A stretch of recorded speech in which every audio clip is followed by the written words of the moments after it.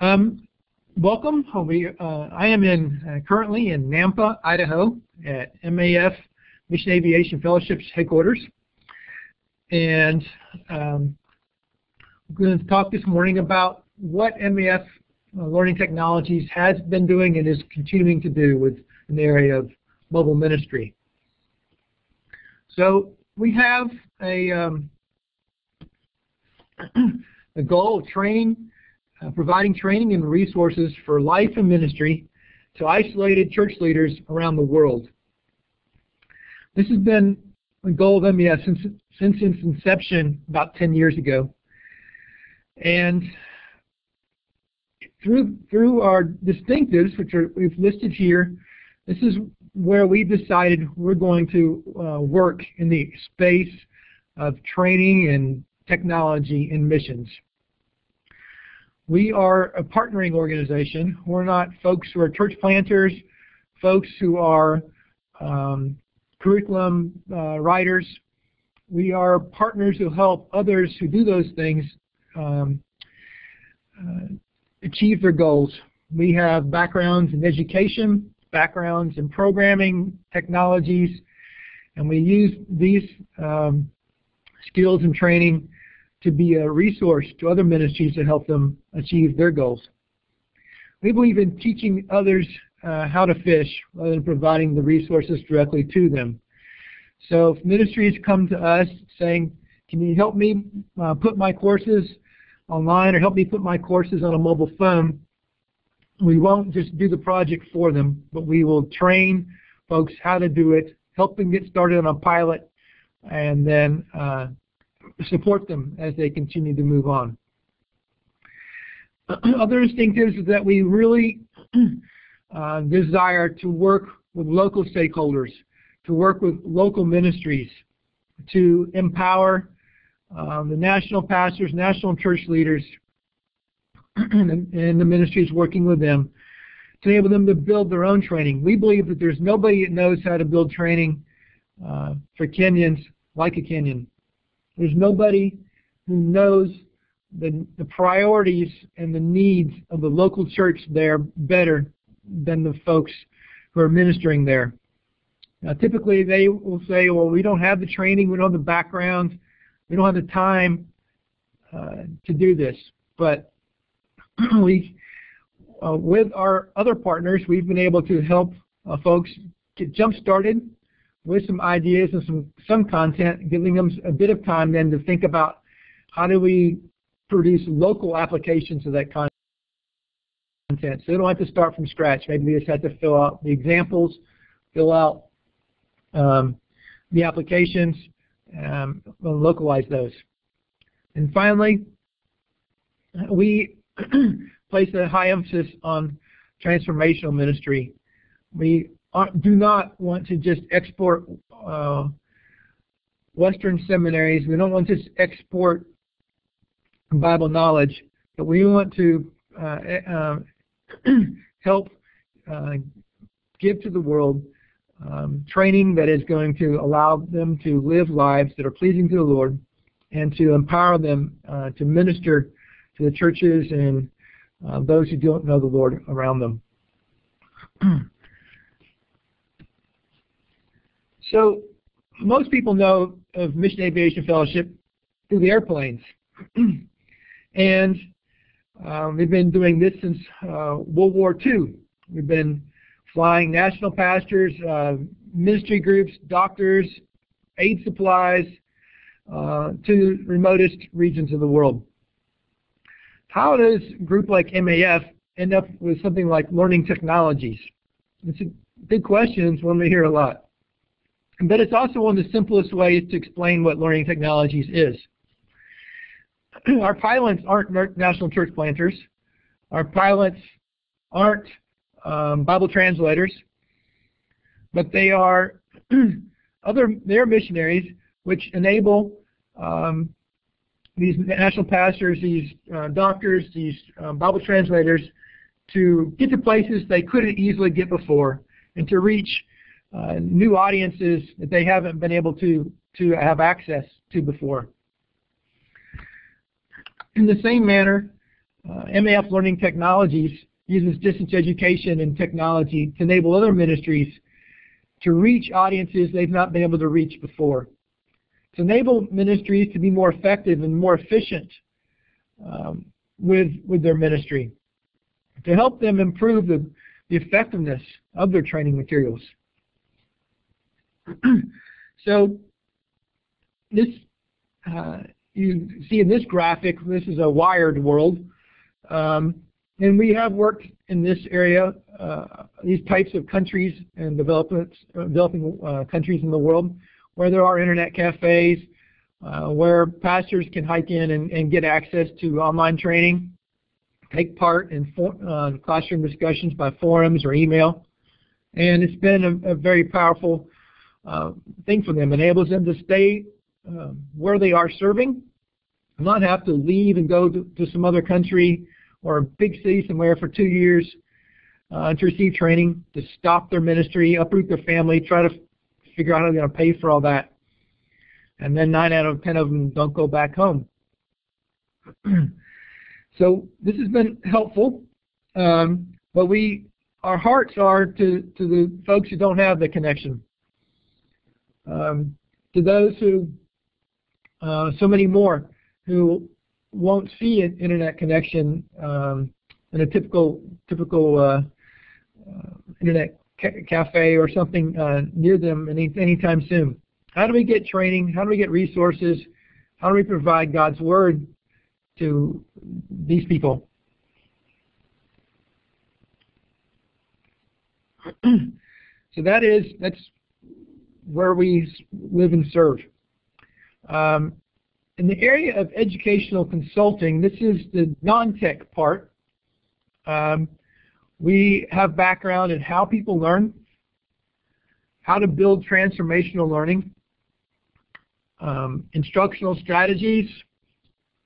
Unfortunately, most of our schoolwork teaches us about instructional strategies for white Western college students. They don't teach us about instructional strategies for Filipinos or other parts of the world. Instructional design methods, and finally best practices for teaching at a distance.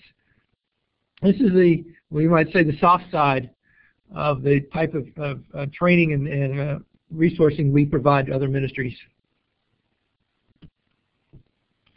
So we've been involved in mobile for quite a while, but it hasn't always been phones.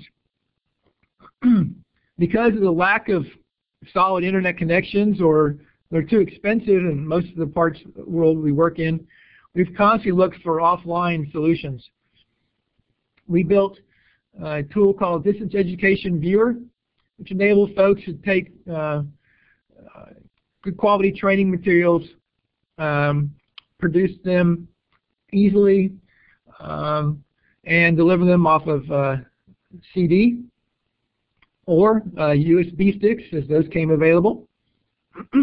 We have been using, and we continue to use Moodle in the online environment. It's a course or a learning management system. But we developed Poodle, a way to take Moodle offline and deliver those same Moodle courses that required servers and enable them to put them in the hands of students who never would have access to a internet connection. And they then can access the same material, the same practice quizzes, the same books and things off a USB stick. Can they take part in class forums and chats? No, they can't. Can they turn in the homework assignments? Not via Poodle. They'd have to find internet connection somewhere and get on the live course. In the area of those have been kind of literate ways we've been involved in this world. And the other areas is the area of audio players, and this is a Mega Voice, one of the early audio players that we started using. This allows us to provide training and resources to the whole group of folks around the world who aren't necessarily literate. We call them orally literate, or this is the area of orality and Bible storytelling of that nature.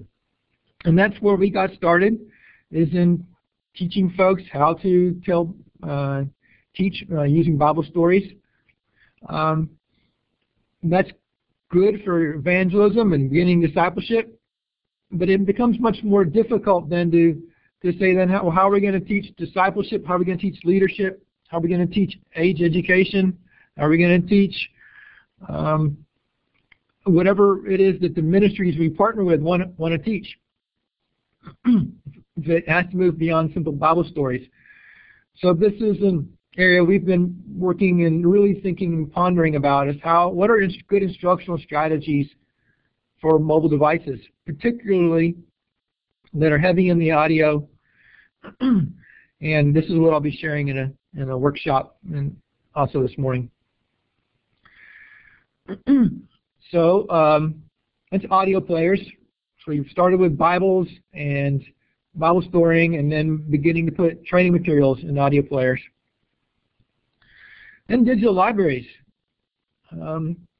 Digital libraries for us has been a way to quickly get resources to a new language group or a new ministry that's working in a new area without having to wait for courses to be built that are specifically applicable to the needs of that area. It's a quick win. It's not a custom fit. But if we provide them resources, they do get to pick and choose what they would prefer. We used to do this by providing a hard drive. We've now become much more tailored with how we help ministries provide resources to people in their area. We have digital library software that's like Greenstone. It's been around a while. We've built some custom interfaces for it to make it much more easy to use, and it can be delivered live online or on a USB stick. We've also been working with areas to help easily add metadata to resources to put them into to libraries, and Brad Rhodes has been instrumental in this effort to quickly and easily allow us to put metadata, attach them to resources and search it and make those available to folks. Now in the area of what we would definitely call mobile or cell phones, Brad just got back from working with some Asterisk voicemail servers, and he's going to talk a bit about that, I believe, later today. And we have one of our team members in Central Asia working in Bibles, that putting them in the Zan Bible software.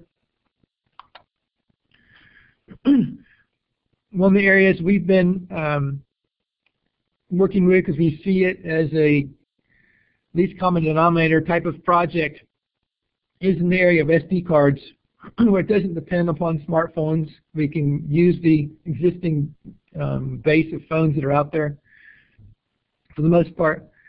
And it also allows us to work with orally literate audiences.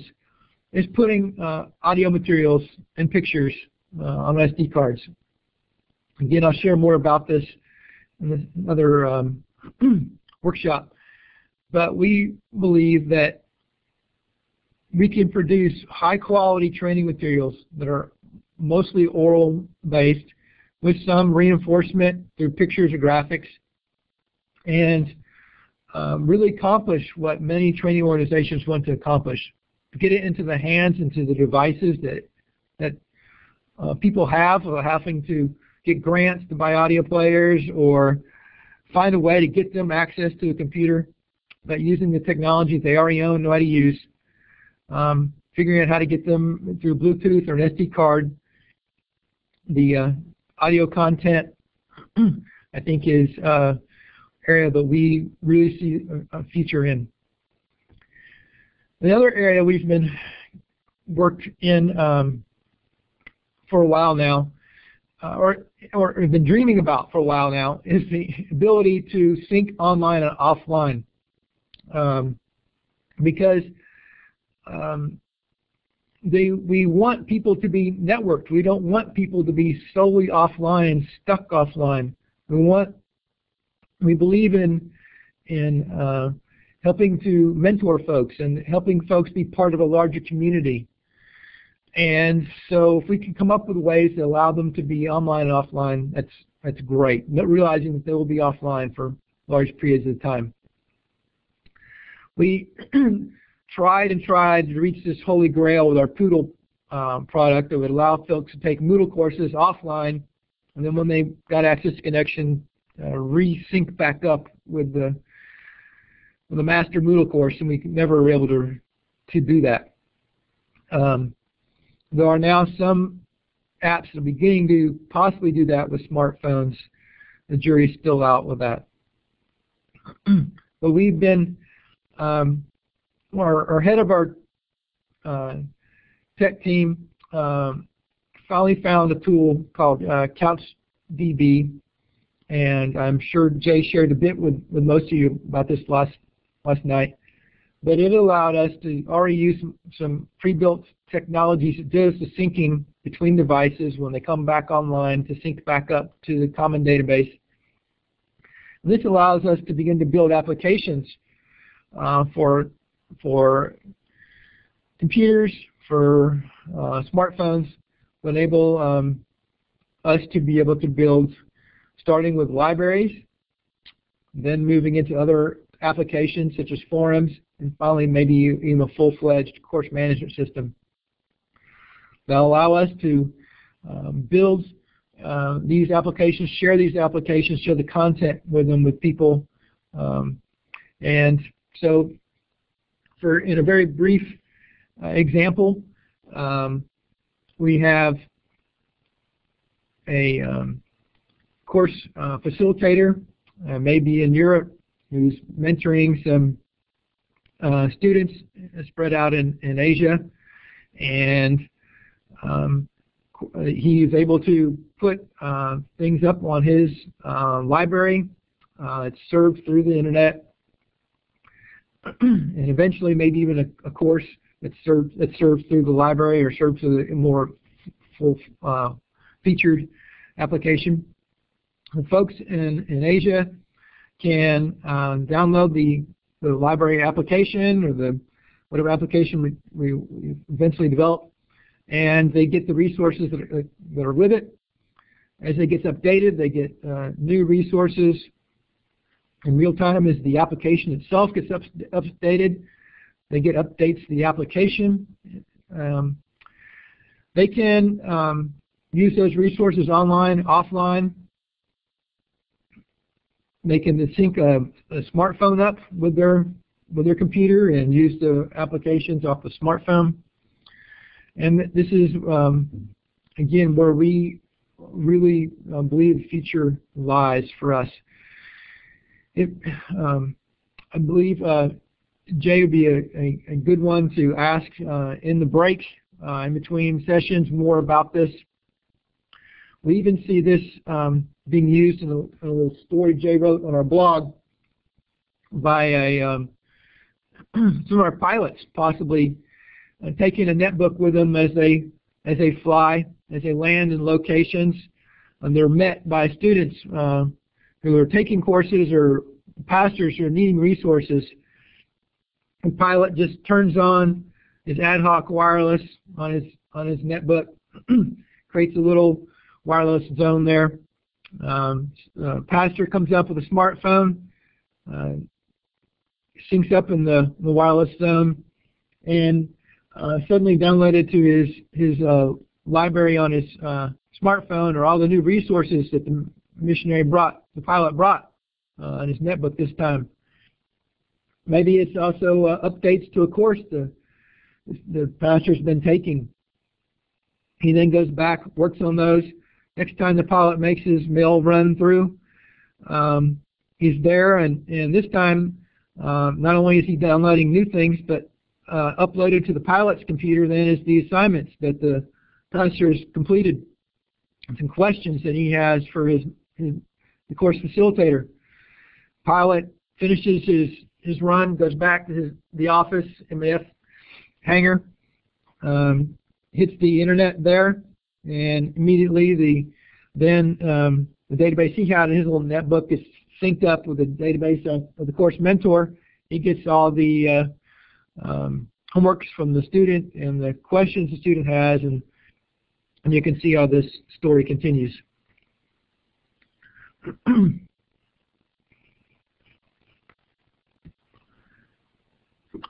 So I wanted to end with a chance for some Q&A and for you guys to provide some input to us. We have with you there at JARS, Jay Clark.